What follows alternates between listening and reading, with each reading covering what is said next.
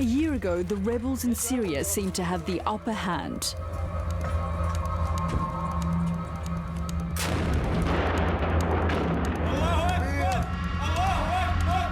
But something's changed. The rebels say Syrian government forces are being bolstered by a neighbouring power. إيران هم التدخل الأجنبي في سوريا، وهذا دليلنا الوحيد والقاطع ولا يمكن لأي أحد من أن ينكره. Soldiers from Iran's Revolutionary Guards are on the ground and helping turn the tide of the war. When this secret footage shot by an Iranian fell into rebel hands, the extent of Iran's clandestine role in Syria was exposed for the first time. If there's one country that is interfering in Syria, it's Iran. This is the story of two men, a young filmmaker and a veteran fighter. Both of them caught up in a vicious conflict on foreign soil. It's a story of life and death, and the hidden reality of a battle fought in the shadows. Iran denies sending military forces to support Assad, but this film is proof of the Ayatollah's secret war in Syria.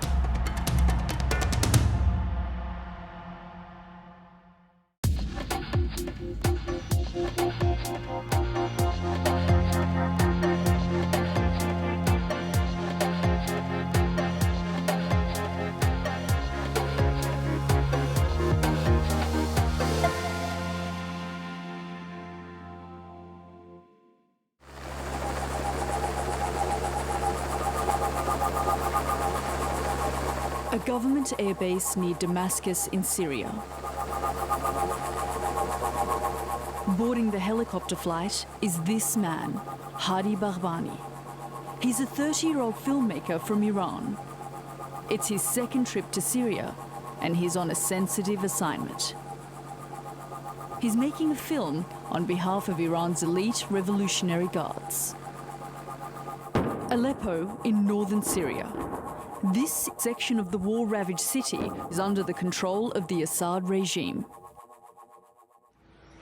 And here is Hadi again, in footage filmed by one of his colleagues.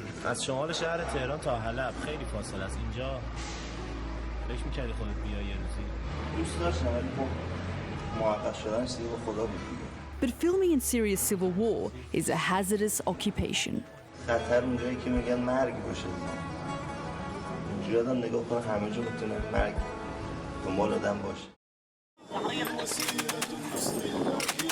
In September, a group of Syrian rebels contacted the international media saying they had captured a video camera after a battle.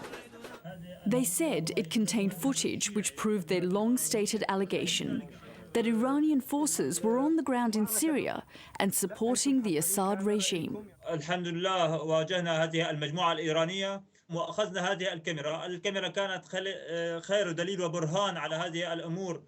فلم يكن نحلم أصلا بحصولنا على هذه الكاميرا، فهم كما سترون يصورون بعضهم منذ أول يوم أتوا فيه إلى سوريا.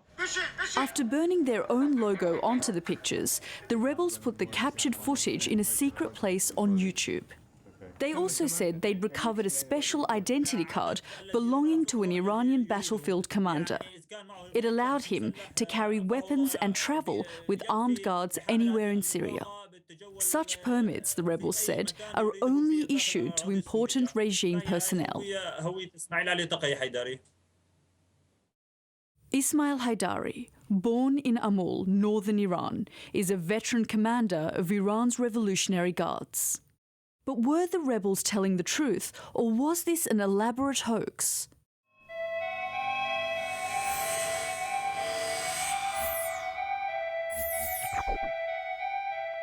Broadcasting House in London, the headquarters of the BBC. A small team of journalists is examining all of the captured video. It seems to have been shot in northern Syria over a period of about 3 to 4 days in late August this year. Accents, uniforms, equipment and local landmarks have all been analysed by experts from the BBC's Persian and Arabic services. everything in the footage points to its authenticity. We've heard a lot that Iran's Revolutionary Guards are in Syria fighting, but we haven't seen any proof for that, well, till now. When I watched this footage, I was convinced that this is real. I mean, the way these people talk, the way they behave, the way they look, and also some confidential information I got from sources in Iran, it all told me this is real. This is the first time all the material shot by Iranian filmmaker Hadi Bahbani has been pieced together. It's likely that it was never intended for public broadcast, but was some sort of internal Iranian Revolutionary Guards project. Because when you watch the footage, it becomes obvious that despite their repeated denials, Iran is secretly playing a critical role in helping turn the tide of the war back in favor of the Assad regime. The captured footage starts in some sort of pro-regime military facility in Aleppo. Hadi Bahbani is now behind the camera. These signs, written in both Arabic and Farsi, the Iranian language, warn people not to take any photographs on their mobile phones. But such restrictions do not seem to apply to Hadi Bahbani. These soldiers are all Iranians, as are the troops and the cleric in this prayer hall. And this is a communications room, a very sensitive location. The radio operator is Iranian too. Bahbani tries to engage him in conversation, but the man seems very uncomfortable being filmed. The access Hadi Bahbani had to film Iranian operations in Syria is remarkable. Only a trusted insider of some sort would be allowed the free rein he seems to enjoy. Bahbani may have been a member of the Guards, or at least part of their auxiliary forces known as the Basij. But just who are the Revolutionary Guards, and why are they helping the regime in Syria? Following the Islamic Revolution in 1979, Ayatollah Khomeini became Iran's supreme leader. The Revolutionary Guards were set up to defend the new regime. When Saddam Hussein's Iraq invaded a year later, the Revolutionary Guard proved themselves exceptionally loyal and brave fighters. Throughout the 80-year conflict, Syria was the only Arab country to stand by Tehran. It's something the Iranian leadership has never forgotten. As for the Revolutionary Guards, their power and influence has grown to such an extent that they're almost a state within a state. It's not just a battlefield force. It is a force which is also involved in logistics, intelligence, economic projects, major infrastructure and engineering projects. So it supports the goals of the Islamic Republic, but it also has its own specific goals to extend its own economic and political influence. The Revolutionary Guard have a special branch called the Quds Force, named after the Islamic term for Jerusalem, which the regime in Tehran says it ultimately wants to liberate. A kind of Iranian cross between the CIA and the Special Forces, the Quds are so powerful they effectively run their own covert foreign policy. And right now, their main concern is helping Assad win the civil war in Syria. Iran is propping up the Assad regime. It's Iran's main ally, really its only Arab ally, and its means of projecting power to the Levant. If Assad falls, Iran's foreign policy objectives will be constrained. So it's doing everything it can to keep Assad in power by means of finances, money, training, intelligence, and equipment.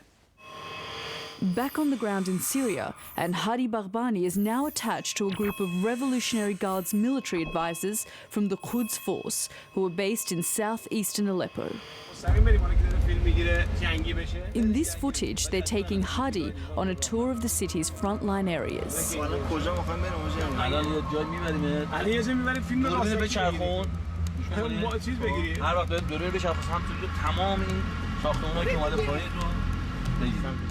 His guides seem keen to show off the local danger zones.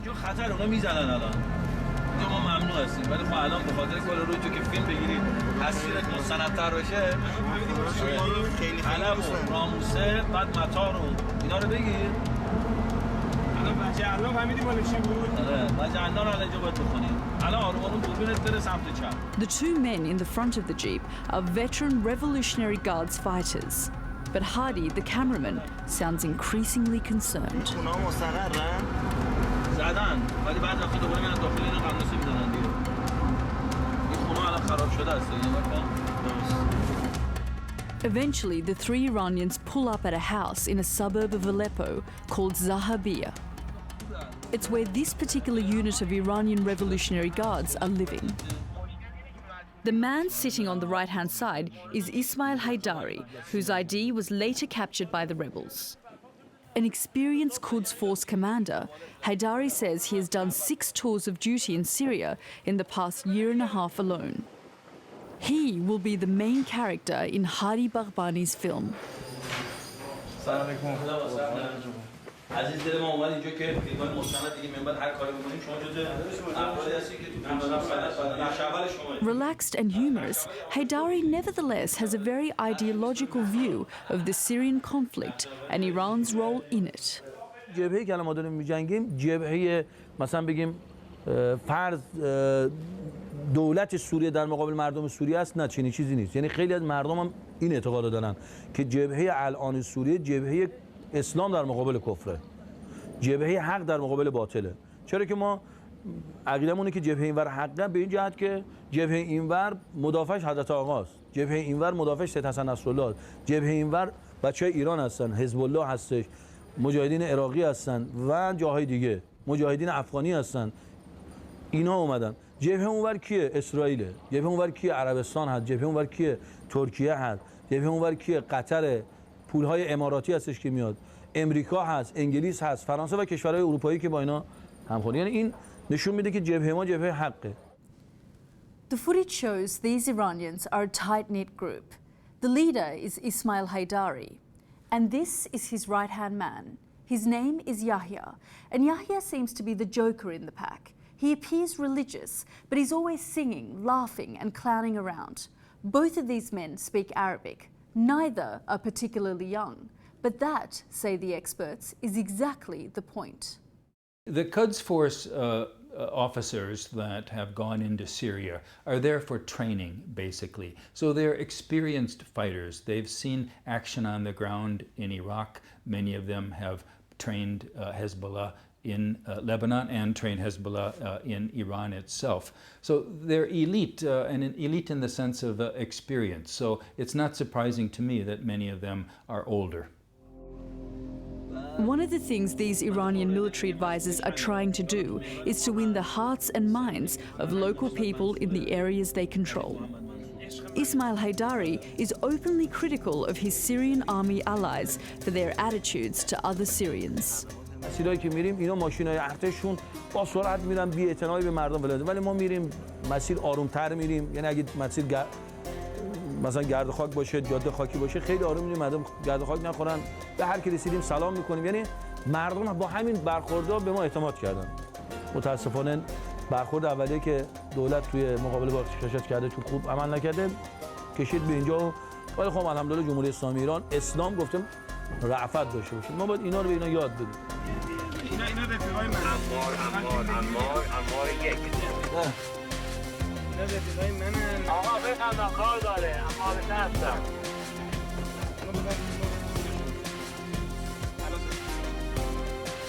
شما میتونی پیغام بهش برسونی؟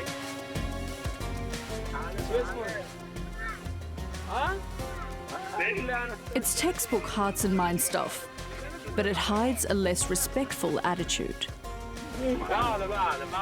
زمانی که عملیات می‌کردیم هیچ آدمیزادی نبود یعنی اهالی هم تخریب نیست عربن همشون Hardy's footage shows that another of the guardsmen's tasks, perhaps their most important, is to train and organise a new grouping known as the National Defence Force, or NDF. The Revolutionary Guards have a long history of nurturing militias across the Middle East, but it seems the NDF are not just being trained on the ground in Syria itself. هرچند خیلی از دوستانی که الحمدلله ما با اینا کار میکنیم قبلش آموزشیده خود ما هستن تو ایران آموزش ما، یعنی چون ما رو میشناسن خیلی راحت‌تر با ما کار میکنن و با رویات ما آشنا هستن. The National Defence Force is a network of pro-Assad militias, mainly composed of Alawites, Shia Muslims and some Christians. They are loyalists, all of whom fear the consequences of a predominantly Sunni Muslim rebel victory. Yet this very makeup of the NDF may actually deepen the sectarian divide in Syria in the long run. But the Revolutionary Guards aren't just providing training. According to Haydari, their role as military advisors is a very hands-on one. مثلا یکی از کارهایی که انجام میدیم شناسایی رزم هست. شناسایی شبا میفرستیم برای شناسایی برای کسب اطلاعات منطقه، وضعیت منطقه. نوع برخورد هم که با مناطقی که الان شناسایی میشه چند جور است. یا محل تجمعش ما شناسایی میکنیم با گوله، توپ یا ادوات میزنیم. مناطق ترددشون رو، روش دوم مناطقی که تردد میکنن ماشیناشون میره ولایزا شبها و یا بعضی از روزها کمین میذاریم و یا مینگذاری و بمبگذاری میکنیم. و روش سوم هم روش دستبرده که اتفاق افتاده ما هجوم میاریم، منطقه‌ای که اینا تجمع دارن یه عملیات انجام میدیم، میزنیم اینا رو نابود میکنیم، دوباره برمیگردیم تو منطقه خودشون. So these Iranian Revolutionary Guards are involved in hearts and minds, in training militia, and are seemingly conducting military operations. But is it working? Elliot Higgins is a weapons expert who has specialised in analysing the many thousands of online videos that have come out of the Syrian conflict. But he says Hadi Baghbani's footage really stood out. The Iranian intervention has been quite useful for the Syrian army. They're training what looked like the National Defence Force to be a more effective fighting force. The big problem I used to see a lot in Syria is you'd have a situation where you'd have tanks driving into towns unsupported by infantry because the infantry couldn't really be trusted because they came from Sunni populations, and that's most of the opposition's from Sunni populations.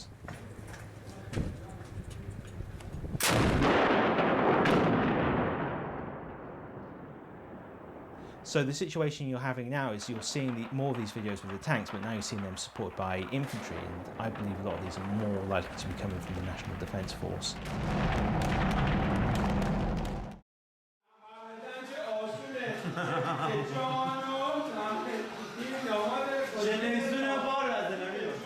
Hadi Baghbani's camera also captures the Iranians in some more relaxed moments. While most of the squad busy themselves preparing dinner, Deputy Commander Yahya is washing his clothes, and he's been singing a pop song.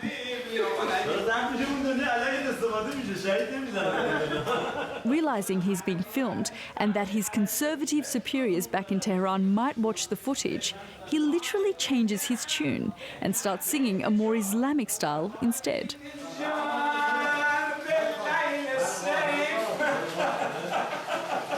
داره ترانه میخوند دیگه، الان چی شد؟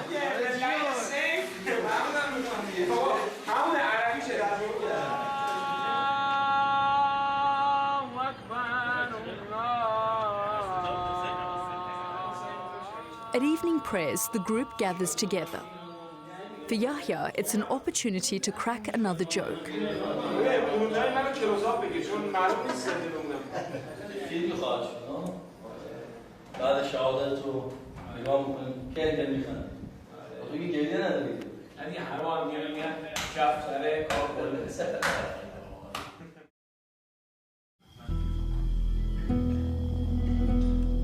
The sun rises over Aleppo, but this will not be a peaceful day. Reports are coming in that a force of rebel fighters is moving in on a nearby regime stronghold known as the Poultry Farm near a place called Tal Azan.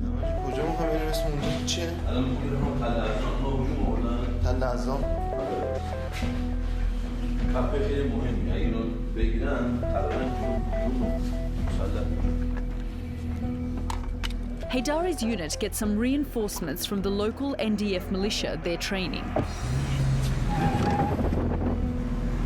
There's no considerate driving style now. This is a military emergency. The 2 truckloads of fighters head to the poultry farm base as fast as they can.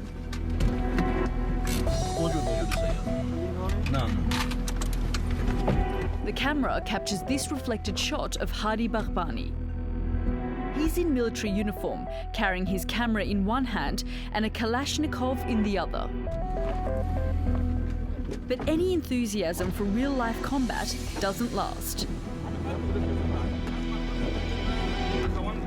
The veteran fighter Yahya is no longer making jokes. He knows what could happen next. This is no laughing matter. There are about 40 fighters now gathered in this base, including at least one other squad of Iranian military advisors. All these men know an attack is coming. Haydari and Yahya lead their squad out of the poultry farm base on a recce mission. They want to secure the right-hand flank of the battlefield. Hadi sounds unsettled.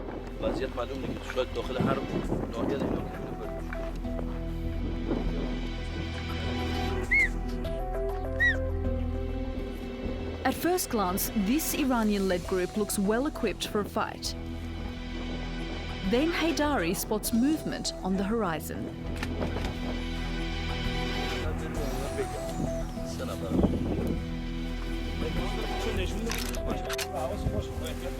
What the Iranians can't see is that there are far more than 3 rebels. What you're seeing now is footage filmed by the rebels' own cameramen as their column of fighters advance towards the combat zone. They both outnumber Haydari's squad and have much heavier weapons, including a tank. The Iranians are heading into an ambush.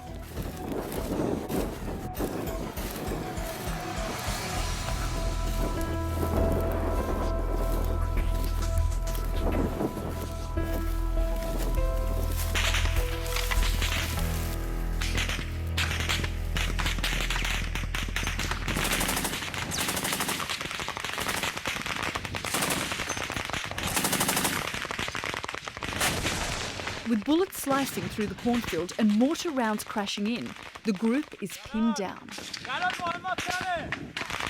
Realizing the danger, Yahya makes a run for it.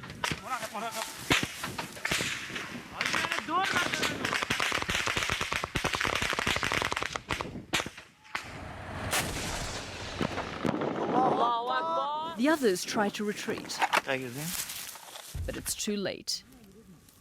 These are the last images Hadi Baghbani filmed.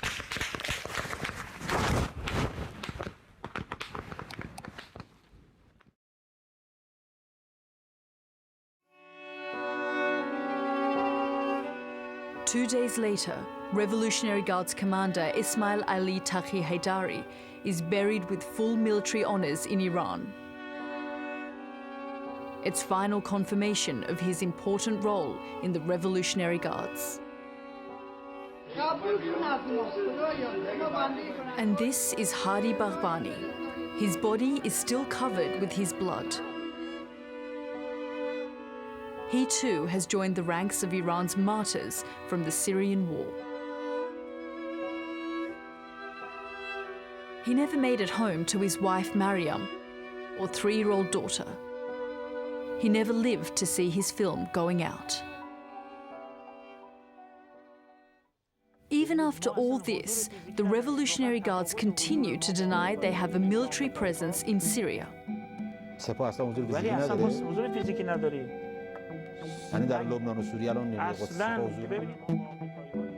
The rebels think the Guards are trying to further sectarianize the conflict. Others argue it's all about geopolitics and self-interest. الإيرانيين يعني لديهم أغراض لا نعرف وهم يريدون أن ينشروا المذهب الشيعي في المنطقة وهم يقومون باستخدام العناصر الطائفية منهم العلوية ومنهم الشيعية فقط لتنفيذ مهامهم وتنفيذ مخططهم الشيعي في المنطقة. It's not surprising to me that in Syria, Iran has given training both to the regular Syrian armed forces and to paramilitary groups. And these paramilitary groups may well outlast the Assad regime. It's one way that Iran keeps its options open. Even if Assad falls, Iran will have a force that's committed to it, that relies upon Iran for training and support, so that Iran can continue to maintain a presence and a group of allies in Syria. The story of Hadi Bahbani and Ismail Haidari shines a light onto Iran's covert war in Syria. But it's also a snapshot of a far wider tragedy. With more than 100,000 mostly Syrians killed so far, there's but 2 more lives cut short in the human catastrophe that is Syria today.